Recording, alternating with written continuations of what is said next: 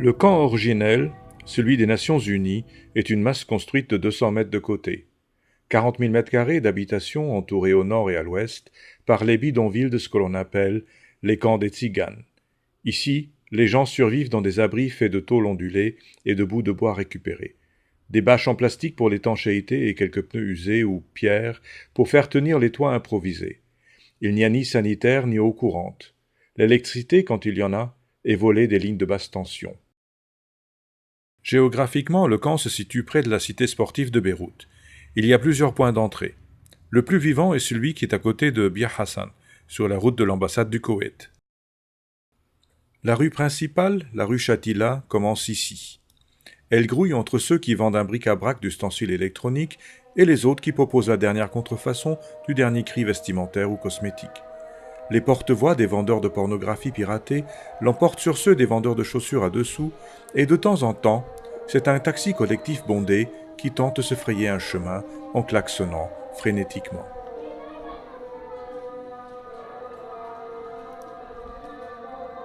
Des vendeurs ambulants proposent des jus d'orange fraîchement pressés, et partout, des enfants jouent. Après quelques minutes de marche, c'est le camp des Nations Unies qui s'impose à nous. Aucun plan précédait les constructions en béton, et les maisons et immeubles sont tellement imbriqués que la lumière a des difficultés pour atteindre le sol. Bienvenue à l'ombre de Shatila. Ici, les bruits de la rue se perdent et s'estompent progressivement dans le dédale de ruelles étroites et allées qui composent le camp. Les fermentations d'égouts se mélangent aux arômes de cuisine et aux odeurs de linge mouillé. L'endroit est humide, étouffant en été et glacial en hiver. Partout, il y a des câbles électriques et des tuyaux d'eau. Dessins et graffitis ornent les murs.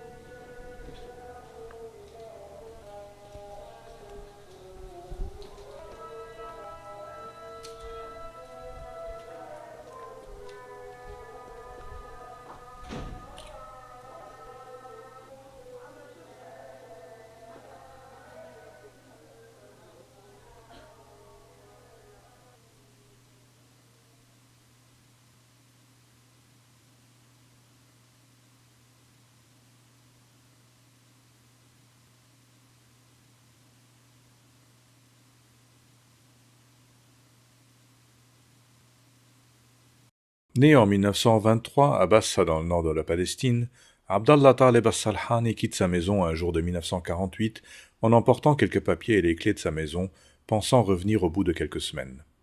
Il s'installe à Shatila en 1959, après avoir passé 11 ans dans le sud du Liban. Abdallah Taleb As-Salhani avait une maison et une oliveraie près de l'aérodrome militaire de Bassa. Il a encore le laissez-passer établi par l'autorité britannique qui lui permettait d'atteindre son oliveraie. Il a aussi gardé ses autres papiers ainsi que les clés de sa maison en Palestine.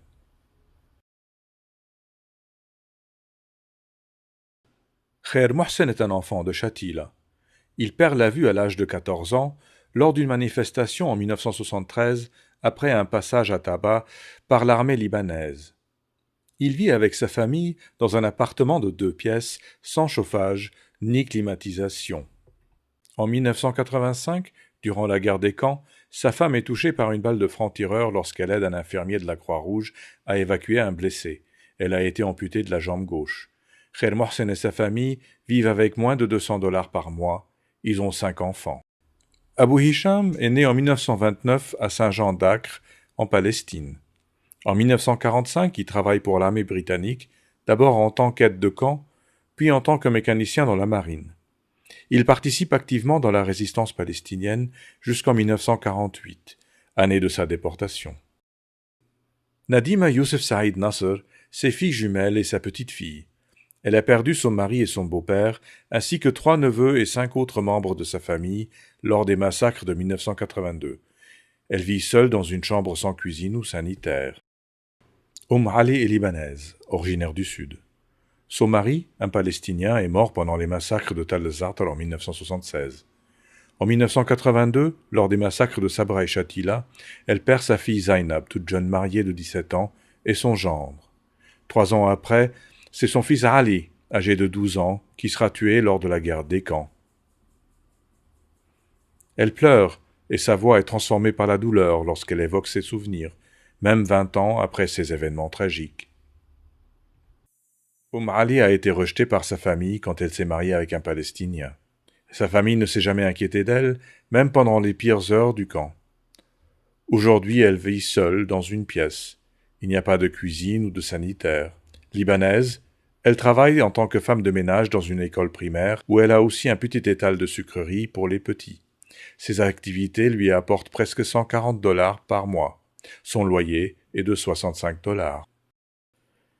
Les anciens se retrouvent autour d'un café turc ou, pour les hommes, dans l'un des cafés autour d'un narguilé pour se rappeler le temps de jadis et les proches disparus.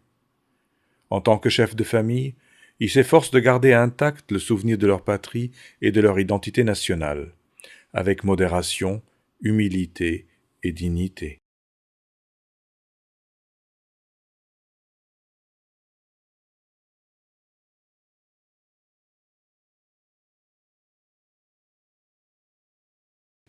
Les jeunes réfugiés palestiniens rêvent de sortir du camp, de Beyrouth, du Liban, pour aller trouver le bonheur et un sens à leur vie.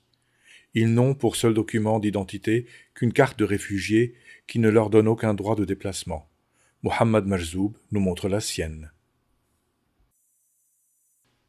D'autres, comme Mohammad Shawkat Abu Rudaina, n'ont pas fini de digérer leur passé. Il tient ici le document attestant la mort de son père pendant les massacres de 1982.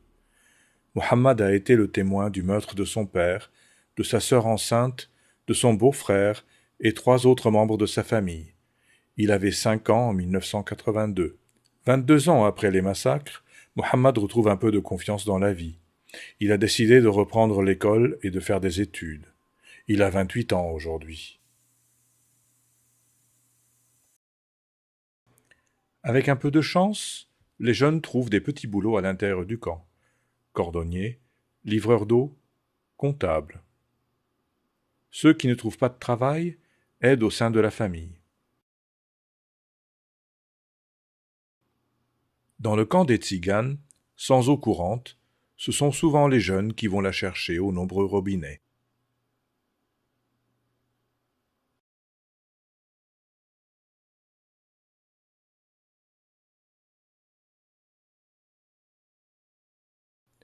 Tous les matins de la semaine, sauf les vendredis et les dimanches, jours fériés, Mona Al-Hindawi se lève un peu avant 6 heures du matin.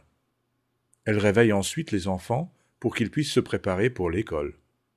Jamal, le mari de Mona, dort encore. Il ne se lève qu'un peu plus tard. Mona aide les enfants à se préparer et donne quelques touches ici et là. Elle prépare le café turc pour son mari juste avant d'accompagner les garçons à l'école, comme tous les matins. L'après-midi, c'est Jamal qui va les chercher. Nidal et Jihad sont à l'école primaire, Ahmad, leur cousin, est en secondaire. Ilham, la nièce de Mona et de Jamal, va à l'école toute seule.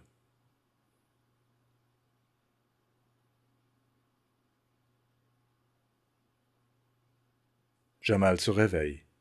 Café et première cigarette. La télé est déjà allumée. Pendant que Mona accompagne les garçons, Jamal veille sur les sœurs jumelles, Farah et Hanan, qui ont 2 ans. Fidèle à la tradition orientale, la maison des Al-Hindawi est ouverte aux amis et aux visiteurs, qui sont accueillis avec thé, café, cigarettes et même invités à partager leur repas. Jamal Al-Hindawi s'est intéressé à l'informatique. Depuis, il a réussi à monter un ordinateur avec des pièces de 2e ou 3e main, achetées pour quelques cents au marché du dimanche à l'entrée du camp. Il s'est enseigné les bases du maniement des ordinateurs et a commencé à donner gratuitement des cours d'informatique aux enfants des écoles aux alentours. Son but est de familiariser les enfants aux technologies de demain. Dans l'après-midi, après l'école, la fatigue se fait sentir. Juste avant le déjeuner, Nidal s'endort brièvement sur le canapé. Le déjeuner a lieu sur le sol du salon. Toute la famille est réunie. De gauche à droite, Ahmad, Mona, Farah, Ilham et Jamal. Ahmad et Ilham sont les enfants du frère de Jamal. Après le décès accidentel de leur père et le départ de leur mère, ils sont tout naturellement adoptés par Mona et Jamal. Après le repas, les enfants font leurs devoirs. Ilham aide son frère et Mona surveille tout le monde. Ahmad veut devenir avocat pour son pays, mais il sait que ce n'est qu'un rêve et qu'il ne pourra jamais travailler en tant qu'avocat au Liban.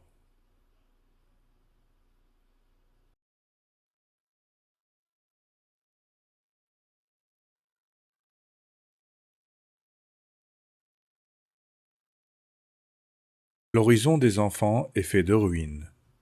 L'avenir est incertain et sombre. Quand on n'a pas d'espoir, c'est encore plus difficile. C'est un quotidien dur pour tous les enfants, un quotidien qui se reflète jusqu'à dans leur jeu.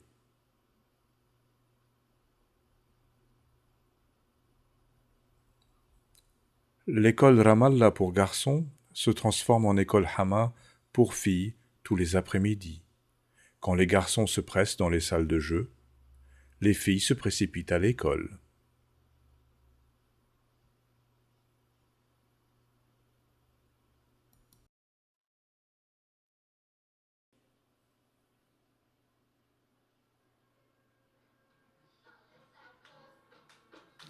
De nombreuses ONG aident les réfugiés et surtout les réfugiés palestiniens.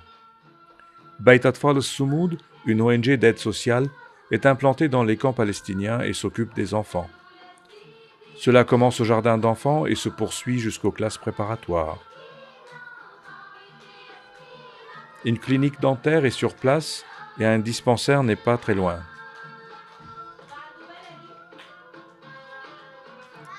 Ici, les enfants sont comme tous les enfants du monde et jouent, insouciants.